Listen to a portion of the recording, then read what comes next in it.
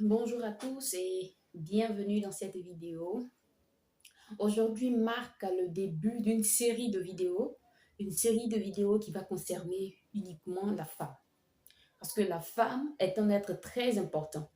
La femme est un être très important qui joue plusieurs rôles dans la société.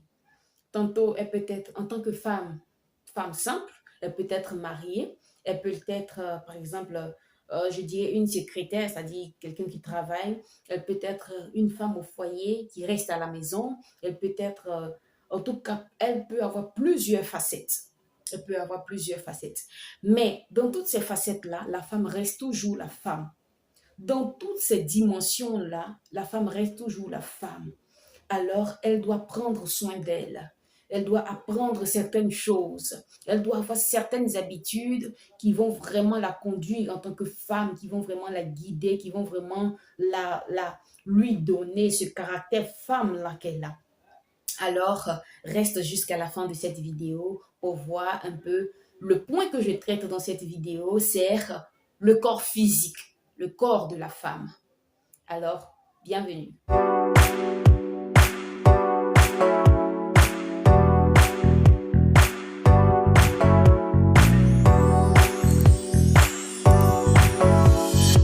Le corps physique dont je parle, ce n'est pas dans le domaine, je sais pas, dans le domaine chrétien où on dit non, le corps de la femme est le temple de Dieu. Oui, oui, ça c'est un autre cas. C'est pas dans ce contexte-là que je veux parler.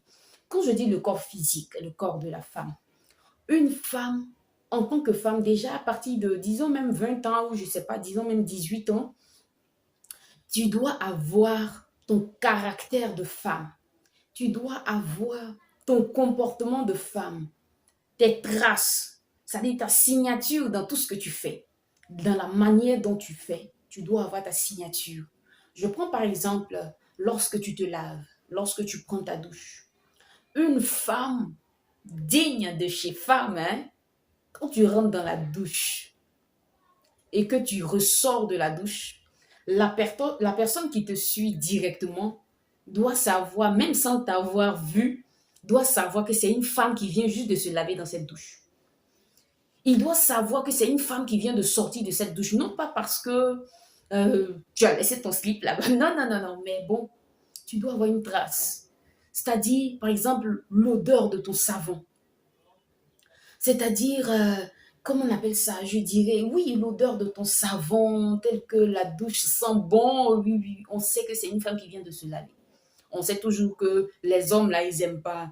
Généralement, les hommes n'aiment pas trop de chichi, trop de maquillage dans les choses. Oui, je fais ci, je fais... Non, non.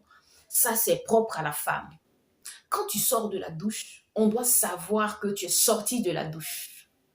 Quand tu rentres là où tu dois, comment on appelle ça, euh, appliquer ton lait, appliquer tes huiles, appliquer par exemple tes déodorants. Lorsque tu as fini, ou même quand tu es à l'intérieur, la personne qui est à côté de cette pièce doit savoir qu'il y a une femme dans cette maison-là qui est en train de prendre soin d'elle. Parce que l'odeur de ton déodorant, l'odeur de tes produits que tu utilises pour prendre soin de ta peau doivent vraiment avoir une belle odeur. Ça ne doit pas dégager une mauvaise odeur ou quand tu finis tu sors, les gens rentrent derrière toi, on a l'impression que tu t'es pomadé avec de l'oignon ou je sais pas. Ton parfum ressemble à une odeur de tabac ou une odeur de cigarette, je sais même pas. Non, une femme doit être vraiment très pointilleuse sur ce point-là. Elle doit vraiment être bien assise, elle doit vraiment faire ses choses à la perfection. Bien, bien calculé. Quand on te voit, on sent la douceur, on sent la beauté, on sent l'odeur agréable. Alors donc, cette femme-là doit prendre soin d'elle. Non seulement, des fois, tu dois prendre du temps pour toi. Tu peux être une femme au foyer, tu peux être une femme qui travaille, tu vas au travail, tu reviens le soir, tu es fatiguée, et tout, bien tu es une femme au foyer, tu as plusieurs enfants, donc tu dois t'occuper de ton mari et de la maison et tout ça, ça va te prendre du temps, ça va t'exténuer, ça va vraiment, vraiment, vraiment te fatiguer. Mais il faut avoir un temps je sais pas, dans la semaine, je sais pas, une fois par semaine ou deux fois par semaine, ou bien une fois ou deux fois dans le mois, où tu dois prendre soin vraiment de ta personne, je sais pas, en allant te faire, par exemple, les ongles, des ongles bien soignés, bien propres, même si c'est pour tailler simplement, sans mettre du vernis, mais où tu vas prendre soin de toi.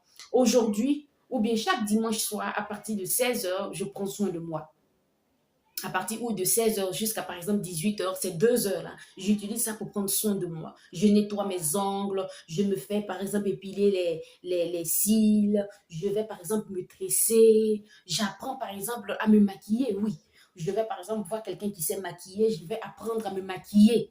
Par exemple, non pas pour, je n'ai pas dit de mettre tout un paquet de maquillage sur le visage, mais un truc léger que je vais apprendre à faire. Ou lorsque je serai seule, je vais pouvoir le faire moi-même. Il faut aller, par exemple, se nettoyer les pieds, les talons. Les femmes qui ont, à force de travailler, à force de marcher, à force de porter certaines chaussures, ont les talons durs, ont les talons qui sont, par exemple, fissurés. Il faut avoir le temps de pouvoir prendre soin de cela. Il faut aller, en tout cas, au salon. Pour celles qui ont les moyens, pour celles qui le veulent vraiment, aller, par exemple, dans les salons de massage, aller se faire masser pour être bien dans sa peau, pour être bien. Parce que, vous savez, on est seul, hein? On est né seul. On n'est pas né avec quelqu'un. Que tu sois marié, que tu aies des enfants, que tu sois célibataire, que tu sois au village, que tu sois en ville, que tu sois n'importe où, tu restes toujours la femme que tu es. Ça ne change pas. Donc, prends soin de toi. Prends soin de toi pour te sentir mieux dans ta peau. Il faut que tu fasses des choses qui te rendent vraiment heureuse de toi-même. Personne d'autre ne viendra le faire à ta place. Personne d'autre ne viendra te dire, il faut faire ci, il faut faire ça. Non, non, non, non, non. Il faut prendre la décision de prendre soin de soi, de bien manger. Si c'est pour faire le sport, si c'est pour faire le sport, en tout cas, fais le sport. Prends des cours. Je ne sais pas, aujourd'hui, il y a YouTube. Aujourd'hui, il y a les réseaux sociaux. Il y a les petits trucs qu'on peut faire pour prendre soin de soi. Tu peux faire aussi, comment on appelle ça, tu peux boire assez d'eau. Parce que boire assez d'eau qui est là, quand on parle aux femmes, elles n'écoutent pas. Je ne dis pas que les hommes doivent boire de l'eau, mais toi, la femme, quand tu bois de l'eau, tu ne sais pas à quel point c'est très bon pour toi. Vous savez que l'eau, quand tu bois assez d'eau, ça fait pousser les cheveux. Ça, c'est un. Ça te donne un teint, un beau teint. Ton teint est toujours brillant, ton teint est toujours joli. On a l'impression que tu viens de te pommader. Tu as un beau teint. Tu élimines bien ce qui est dans ton corps. Tu élimines tout ce qui est déchet dans ton corps et puis tu te sens bien dans ta peau. Alors voilà vraiment vraiment une panoplie d'informations, une panoplie de comportements qu'une femme peut adopter, que ce soit de façon quotidienne, que ce soit de façon hebdomadaire ou de façon mensuelle.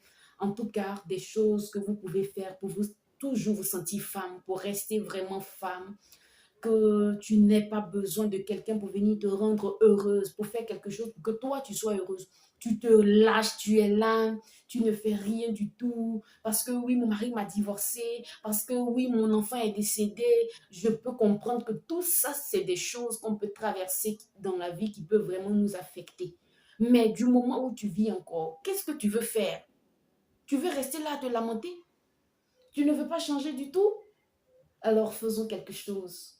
Nous, les femmes, faisons quelque chose de sorte à ce que quand on te croise, on sache que vraiment, celle-là, c'est une femme. Elle n'a pas d'argent. Elle ne roule pas dans les grosses voitures. Elle n'a pas de grosses maisons. Elle n'a pas grande chose. Mais quand tu la vois, tu sens la douceur. Tu sens la beauté. Tu sens vraiment l'élégance. Même petit soit-elle, une élégance vraiment sans pareil. Merci à toi d'avoir visionné cette vidéo et rendez-vous dans une prochaine vidéo où on va traiter un autre aspect de la femme